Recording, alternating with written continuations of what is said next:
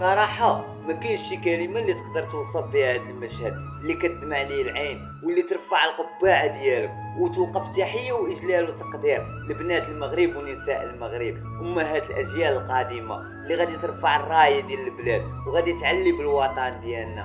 الأمهات المغربيات اللي هما يا أمهاتنا، اليوم هاد البنات كيردوا على كل من سولت له نفسه انه يشوه بالسمعه ديال بنات المغرب ونساء المغرب، وكيحصلوا على المرتبه الاولى في حفظ القران عالميا.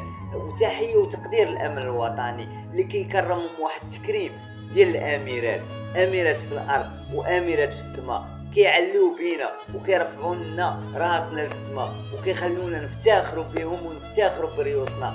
امهات المغربيات، نساء المغرب وبنات المغرب، والامن الوطني اللي كيسهر على الامن ديالنا واللي ما كتغمضش ليه العين وما كيرتاحش حتى يشوفنا حنا مرتاحين. هذه هي بلادي بشعار الله الوطن انا مالي.